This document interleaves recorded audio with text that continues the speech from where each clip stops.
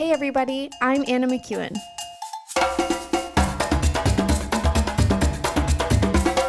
And now for Bob Switzer with the epic narrative. Well, everyone, we are still in the amazing story of Leviticus. Honestly, I get so excited. I get excited. Now, Bob's like, you get excited all the time. It's true. It doesn't take much to get me fired up. And that's part of the focus I've taken to stay present in the moments of life. So every moment I can really enjoy. And that makes me excited. Not easy to get there, but once you get there, it's like everything's fun. Okay, now sometimes I struggle to find the fun. Yes. Bob's like, remember the other night? Yes, I do remember the other night. It was, I was working a double shift, and I was not a lot of fun to be around. I was focused. I made everybody's food, but I was not like chit-chatty. I wasn't making jokes. I wasn't laughing at people's jokes. And probably when I tried to make a joke, it came across like, dang, Bob's pissed. It's true.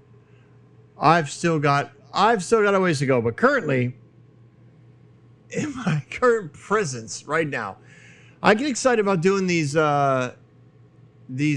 books because I don't ever think I've ever heard them done this way, because they're so full of details and logistics that it's tough to find the story. I don't think people do the work to find the story. I don't blame them. I don't blame them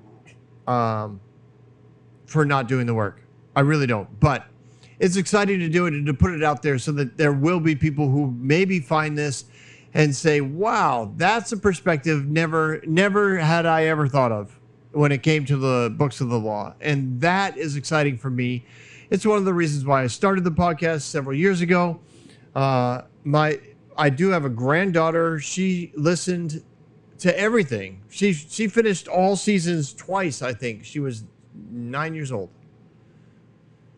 Did she get everything? No, but man, what a perspective to have as a 9-year-old, right?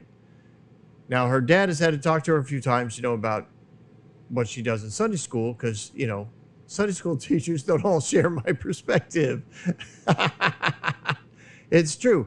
So she's also learning that, how to be gracious and hospitable and respectful of those in leadership. But at the time of this recording, she's listened to it all. She listened to all 3 seasons twice. And I'm excited because I think, man, that's really cool. One of the main people I thought of when I started this podcast was my grandkids and my great-grandkids will be able to listen to their, well, they call me Bob. They'll be able to listen to their Bob talk about the Old Testament, whether they agree with me or not. And I don't require my children to agree with me. I think a few of them might want to have a conversation with me periodically. But they all love Jesus. I love Jesus, and we get along great. Okay. On with the story. This is the 7th episode, and we're in Leviticus chapter 6. I entitled this Rules and More Rules. Oh my word. Now, these offerings that we talk about in these chapters, chapters 6 and 7, actually, we're going to we are going to do 2 chapters today. These offerings are similar to the other offerings, but they're specifically designed for the priests. Now, the priests are one of the things they have to do, okay, is they have to take care of the ash. Sorry, now my dog's a cat, but I think he's thinking, why is Dad here and not Mom? Where'd Mom go? He's being super cute, by the way, rolling around on the ground. Anyways, they have to take care of the ash. There are 3 fires that are going 24/7. All right, they have the large fire to take care of the offerings that the offerings are laid on. This is the one that has to consume everything, right? And then you have the smaller one that's designed for the incense. Now that has to be burning all the time. So, and then you have a third fire that is supplying burning wood to the altar fire and coals for the incense to be burned. So you basically have a feeder fire going all 24 hours a day, because you can't keep the altar fire hot enough to consume like bulls and goats and doves would be quick, but the bulls and the goats and the sheep, like you can't keep a fire going that hot all the time by also throwing like regular wood on it, just logs periodically. So they would keep a fire going outside of it that was, that would keep basically get the logs pre-started. And then this is what's crazy, right? Then they had to carry this over and put it on the flame under the altar. I mean, I'm sorry. I'll get it. I can't. I have to talk about this. So this is what I think. What a crazy job to have, right? Now the priest took care of everything, so I'm not saying it was just one guy, who always did it, but you got a big feeder fire that you have to keep hot. And then when the altar needs wood, you don't pick up dry wood that's easy to grab and run over and throw it on there. No. You have to pull flaming wood out of the feeder fire. Obviously not with your hands. I don't know what you roll it into. I don't know. I don't know if you got chains. I don't know if you got... I know leather doesn't burn real fast. Maybe you use leather. I don't... Shh, no barking. But you got to move it, right? What do you knock it off, you roll it into something, you pick it up, you walk it over there, which is not... I mean, that's not easy. You're going to get hot doing that. Just the practicality of it is just insane. It's going to get hot. You're going to get hot. You're going to break a sweat. And I don't know if you've ever pulled a flaming log out of a fire, but it may not be flaming, but it billows smoke. And then you got to toss it into the fire, which again, you're near fire all the time. So it is a hot job. Now I do recall, okay, there was a a particular mission trip I was on. Okay. I'm going to try and shut off this AC unit, because I think you guys can hear it all the time, but man, it's hot in here. Okay. So I was down in Guatemala on a mission trip, and we were building a house, and it was a great organization, and they would pay local people, contractors, to build the houses. And we basically were the grunts. We did all of the little things, raking, cleaning, running bags of concrete, all that stuff, which was great. I thought it was a good way because then our money was actually going to build the economy by paying these contractors to take care of houses. Anyways, okay, on with this. What? Oh, I'm telling you this because they always kept a small, like, smoldering fire. And they would throw stuff on it. Like, mostly they throw, like, palms from the trees. Just kind of throw them in there, get them out of the way, and they would slowly burn all day. And they had an amazing gift of keeping it just hot enough to get rid of the palms, but not hot enough that you couldn't go near it. Well, guess what I love to do? I love feeding a fire. I think the bigger, the better.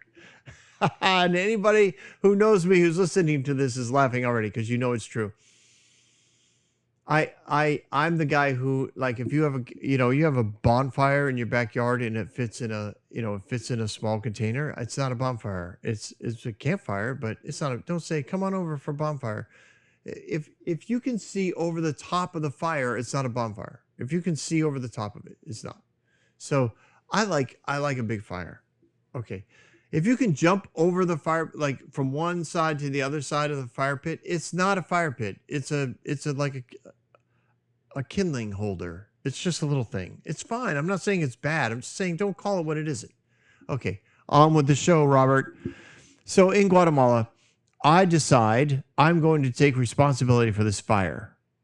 And I start I mean, I am clearing brush. I am pulling dead palms. I am cutting and branches back. I am creating and I am burning. I've got flames. I've got flames higher than me. It is hot, and I'm in long pants and a t-shirt. Why long pants? Because when you're that hot, it doesn't matter that you wear shorts. Like, people are always like, "Why are you wearing long pants?" I'll tell you why. Because we're carrying bricks, we're carrying concrete blocks, we are walking through long grass in a frickin' jungle. I'm not wearing shorts. You wear shorts and your little flip-flops, you look real cute. Take all the pictures you want. I'm wearing pants. Anyways, I got flames. I got flames. And the locals are honestly cracking up. Like, I didn't really notice it because I was just so excited to be keeping the fire going. But probably by about, I don't know, 2:30, 3 o'clock in the afternoon, I realized, mostly because my wife told me, she's like, I think you've done enough. Like, they're like, they think you're crazy. And it's true. They did. They thought I was crazy because, it feels like 120 degrees down there. I forget what the actual temperature was, but it was hot. And I've got a flame the size of, 6 feet high, billowing smoke and fire. And I'm just having a ball. Honestly, I had a ball. So at some level, I think of these guys and I think this could be a fun job. But I also know I was hot all day. Not just hot, but hot all day. And I had a blast. And I smelled like smoke. So you can imagine how that would be when you're trying to keep 3 fires going. You got to keep hot incense, hot ashes in the incense, and you've got to keep a flame, like a legit flame, going all the time in the altar, so that sacrifices, are consumed by the fire. Of course, they would call it the fire of God, but it is hot. All right, so somebody then has to remove ashes kind of continuously, right? You don't get a chance for the fires to cool down. You've got to take ashes out of the incense holder. You got to take ashes out of the altar. You got ashes out of the eternal flame, the feeder flame that's going on. This is not symbolic. There's not, some mystical spiritual thing to this. You've got to get it out of the way. It's a literal removal of the ashes, and you've got to change your clothes. Like, this is just a practical concept in these verses that you read in Leviticus 6. You got to change your clothes. You're going to have to keep a better outfit somewhere else for when you are not involved in these activities. And I really think that this is just my own personal opinion. I think this is where the principle of, like, Sunday, wearing your Sunday best came from. It was the idea that all week you kind of do whatever it is you do, evenings, day work, whatever. But on Sunday you wear something nice. Now that's again, for my own practical life. That was true for me, right? Always had to have a tie when I went to church, collared shirt and a tie for years. And then I went to a boarding high school where we had to wear a tie to school every day. Now they did relax that. I think my last year it was just a collared shirt, but my first few years there, we had to wear a tie every day. So I knew what wearing your best meant. That's what it meant. And of course, it's not practical for a child to do this, because I'd wear a suit to church and then, I'd ruin it because there'd be a potluck afterwards, and there was chocolate cake, and sweet Lord, I loved when chocolate brownies, chocolate cake. I don't know why. I really also liked the lemon cake. I think because of the powdered sugar. Doesn't matter.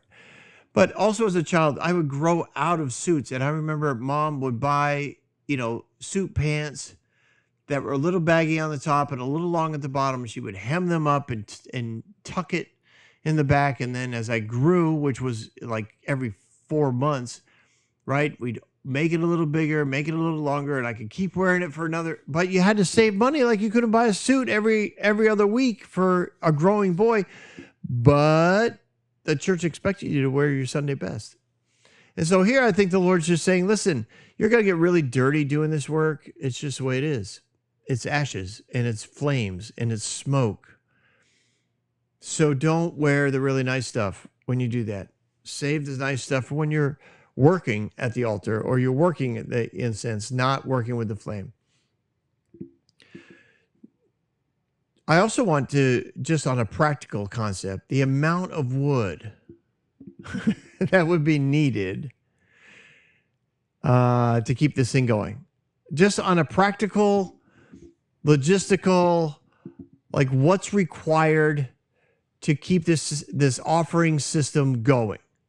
Think about the number of woodsmen that you would need to be in contact with, the merchants, because there's no way that there was this amount of wood everywhere in the desert. You would have had to have some shipped in. They would have had somebody in charge of procuring. Is that the right word? Getting. Yeah, that's my word. But I think it's called procuring. Procuring. I can't even say it, let alone spell it. I'll move on. Somebody had to get all the wood. They had to get it. They had to get it delivered. It had to be cut, split, I don't know, brought in. And then right then the cloud would move during the day or at night. The flame would, they'd pack up the tabernacle and move. I don't know, 50 feet, maybe 3 or 4 miles. Now we got to get all that wood with us. We got to find merchants to bring. We got to get the woodsman. Now it's too far, or he wants more money because it takes him all day to get to us. Oh man, we had to do that. I worked at a small RV camp, fishing camp, and their big thing was they had a flame going all day, every day.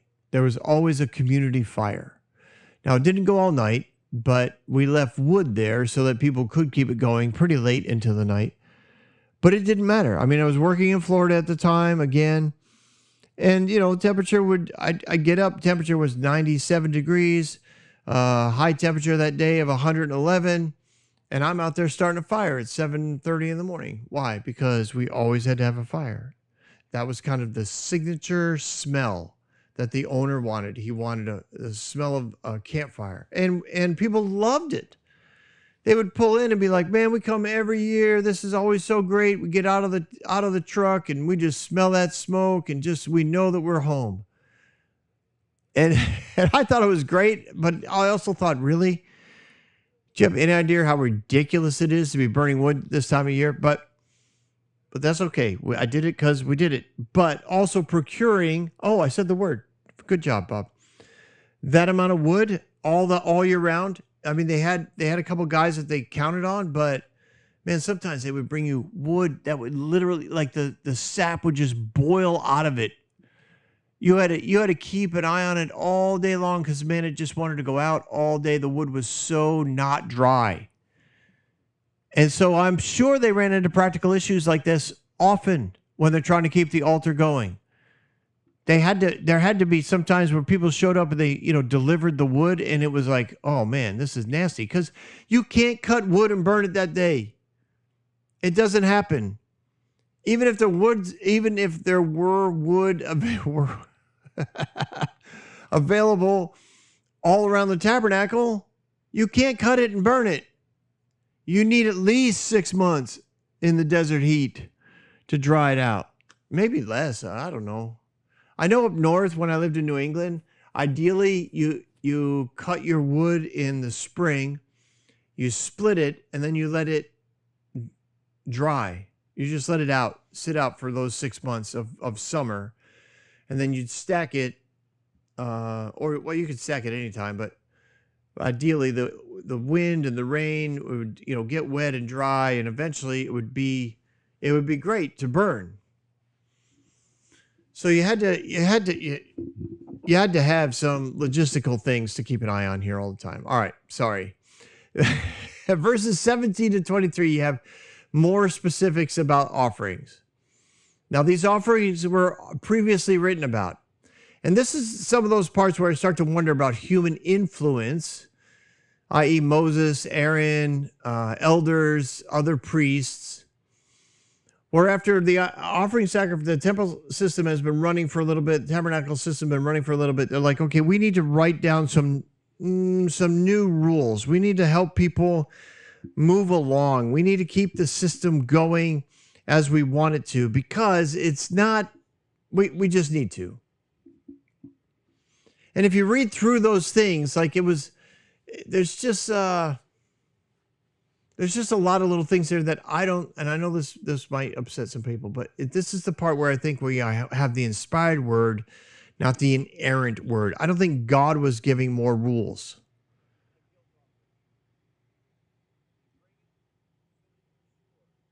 Hang on.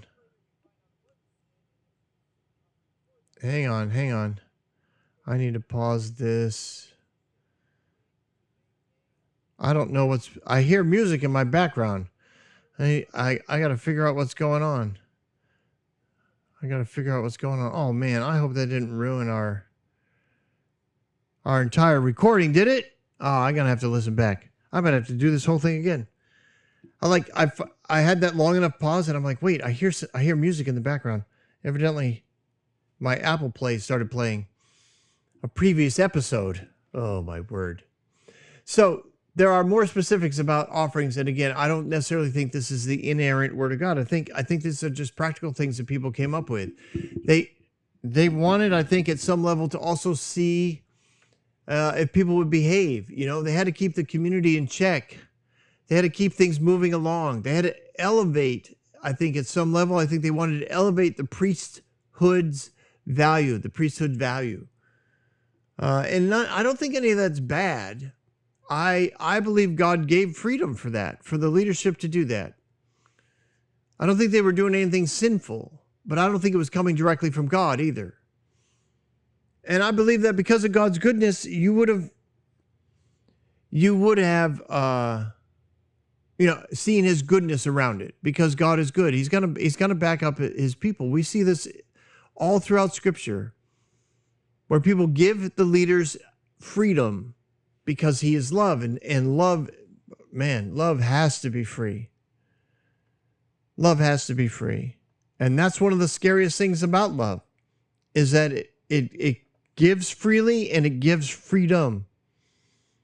And there's a lot of people who want a loving relationship, but they don't want the person that they're in relationship with to be free. And man, that is a recipe for disaster, without a doubt. So you just got a lot of them here, verses 17 through 23. And then we get to chapter 7. Now, these are called, again, more rules around guilt offerings. They added to what last episode, really, right? We already dealt with guilt offerings in chapter 5. So they could not, this is where I think it got a little practical, because the priests and their families, and maybe their kids and their wives, like, they got to keep certain portions of these offerings, and they were starting to take advantage of the lack of rules. So I think they added some rules, like they could not trade meat portions amongst the priests. They had to take it as it came in. Right? You couldn't be like, hey, I really like ribeye. No, I like that part of the. I tell you what? If I get this portion, I'll trade you my portion for your portion, because I like that better. I like that part of the sheep, dude. That's like my favorite. What it'll take to get it? What do you want to trade? And they would play these games, and I think, again, practically the leadership is looking at it going, this is not healthy. Like, now we've created this weird sense of competition. Priests were starting to play games. We'll see later. They started to play games with their scheduling. Some would work late because they'd see what was coming. They'd be like, oh man, that's a fatted calf, bro. Yeah, no, I'm gonna do one more sacrifice. I know it's sundown. I can get it in. I can get it down. I can get it in before the sun actually goes down. Come here. Let me cut that calf up. We're gonna eat good today. And they were keeping it a long time. They were supposed to eat within 2 days. All the meat that they had gotten was supposed to be consumed, or it had to be thrown away. And they were keeping it for another day. They were preserving it longer than they should. Now, why was this all something they needed to do? And it was because they wanted people to trust God. Remember, the reason why manna came every day is because people were supposed to get into the habit of saying God provides daily. You start hoarding the meat, you start trading the meat, you start taking advantage of your role as a priest. Remember, not everybody got this option. So you start taking advantage of this, and you start trusting yourself to provide the things that you want and the things that you need and the things that you like. And God's like, nope, I need you to depend on me. So we're just going to keep it practical, because you become like what you focus on, and you're going to just focus on me, and you're going to realize I am always there for you, and I'm always good. So verses 11 through 17, you got Thanksgiving offerings. There are 4 basic categories. Surviving a hazardous journey, surviving a dangerous imprisonment, surviving an illness, or surviving a sea journey on the ocean. And these evidently were all taken from, these are all also repeated in Psalm 107, as far as King David is concerned. So these are the Thanksgiving offerings. Hazardous journeys, dangerous imprisonments, serious illness, or an ocean journey. I think that's a pretty fun list, but that list kept getting longer. Over the years. And then in verse 18, an offering was seen to be rejected. Now this comes by impure thoughts of the one performing the act, i.e., blood sacrifice performed, after the allotted time. That was considered that would get you rejected. Second way to do that would be sacrificial parts delayed until the next day. That was not a way to go about it.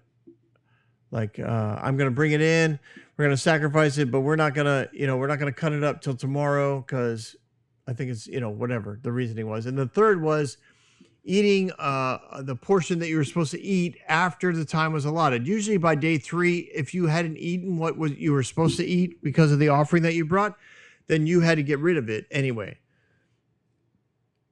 Now, these were those impure thoughts that would ruin the whole act, and the person would have to start again. It wasn't like, and the person needed to die. It was like, if you do this, just start again. Because I do think that there were some, like I said, priests that were trying to, squeeze something in at the end of the day, offerings or planning on meals past the days of the allotted time of eating the offering, where they would be, you'd look at this chunk of meat and say, man, that was so good. All right, you know what? Let's have leftovers tomorrow. Let's finish that up tomorrow. I don't know what we'll be sacrificing tomorrow. Or maybe it was your time off and you were like, let's stretch it one more day. And the Lord's like, no. Like, you need to be reminded that God is the giver of all things. And when it comes to all of these practical details, I don't necessarily think that God is giving all these practical details. Only Moses knows at this point. But the spirit of the law was clear. God wanted relationship. He wanted people to be in connection. He wanted them to be in a trusting, free relationship with him. He didn't want them wondering. He didn't want them being nervous. He didn't want them hoarding. These are patterns of slaves and servants. He's like, no, you need to live like kings sons and daughters of a king. You need to live like prince and princesses. You need not worry about where the next day's meal is going to come from. I will provide. It's about that kind of daily relationship. The details are ideally to keep people from getting religious and to give them confidence in their connection with God. That kind of, we talked about it last episode, this recurring daily interaction that says, hey, I'm connected to my Creator. My Creator and I are like, we're tight, we're good.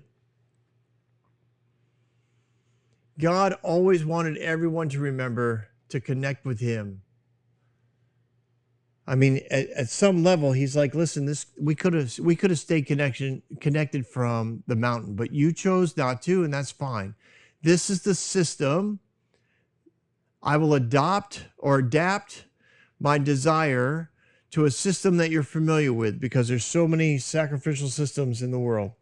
I will create one that ideally gives you a consistent on-ramp to a practical relational connection with me. God's plan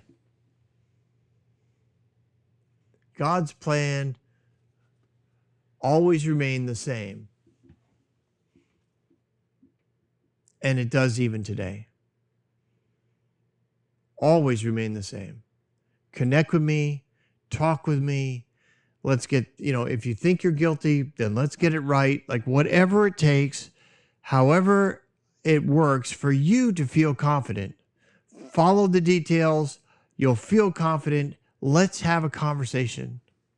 This is the God that loves us. This is the God we serve. This is the God that we stand next to and have wonderful conversations with.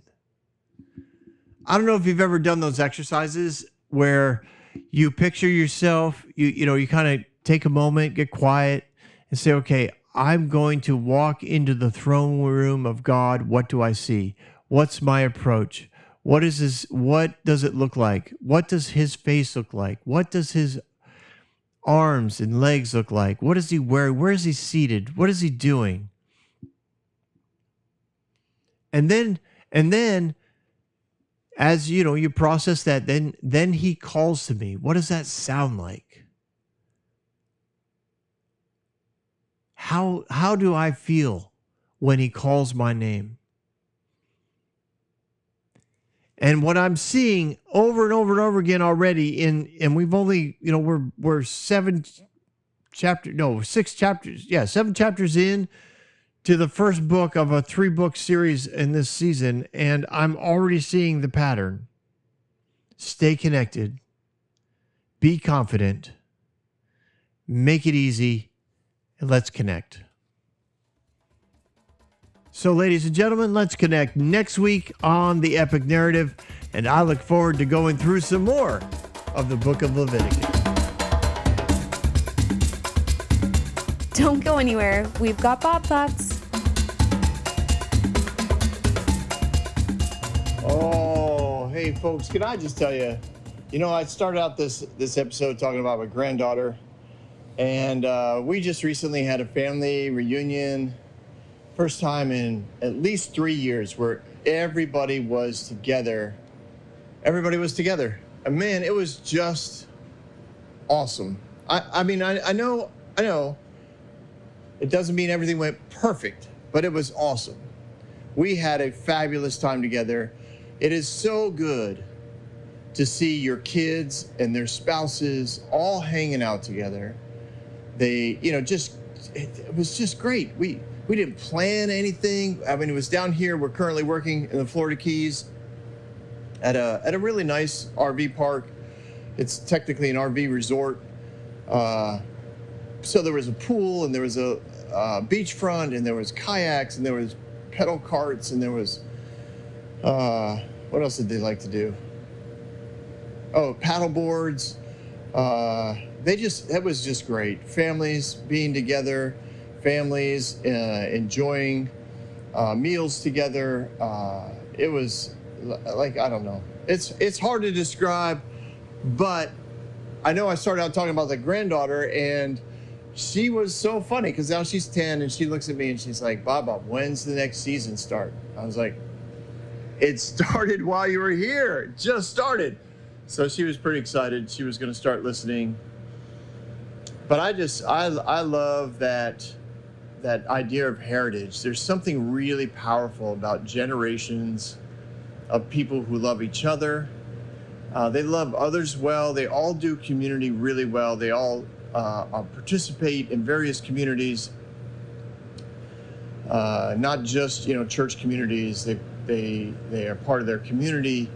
They're part of their neighborhoods. They're part of their churches. I sincerely, I watched all of them. They all parent differently. And I've learned over the years, because we don't live close to them. Like I don't try to interrupt them, because this is what I saw. Even though they all parented differently, and I told them this, they all parent with their child's heart in mind, not their child's behavior. And it's so vital. If you've been around parents who parent for behavior, there's a lot of ugliness that occurs in that, right? There's a lot of manipulation, a lot of bribery, a lot of shaming and guilting. But when you see parents who parent for the child's heart, their conversations are different. The quote, discipline looks different. And their interaction with their child afterwards is different, because the relationships are strengthened. They're parenting and build relationship, rather than a child now trying to figure out how they can make daddy or mommy feel better. It's a fascinating thing, and I'll tell you, I was just so blessed to watch it. And then it also reminded me of today's episode, because God parents for the heart. And a lot of people look at, the book of Leviticus and Numbers and Deuteronomy, and they look at it and say, God was parenting for behavior. He wanted to see obedience. And yet, even in the Old Testament, over and over and over again, he says, no, I could care less about these offerings and all the rules. I want your heart. I want connection. It's a beautiful thing. It's a beautiful thing when it happens. It truly, truly is. So I hope you were blessed with great parents. I honestly, I had a great parent. I got no problem with my parents. My childhood was awesome. But I hope you guys did. And if you didn't, I just want to encourage you. You just keep parenting for their hearts.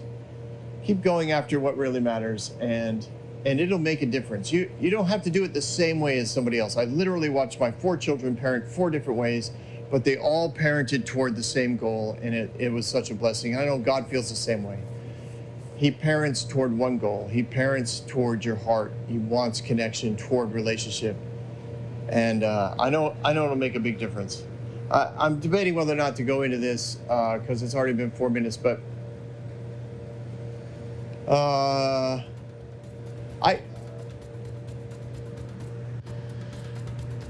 I can't remember. Look at it. I took a minute to debate, and in the debate, I lost what in the world I was talking about. Anyways, I hope you guys, it'll come to me. It'll come to me again. You'll get my thoughts later. All right, have yourself a fabulous day, everyone. Thanks for stopping by.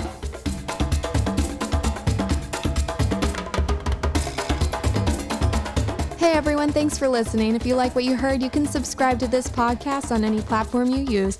You can also reach out to Bob for questions or booking at thebobswitzer.com or email him at thebobswitzer@gmail.com. See you next week, guys.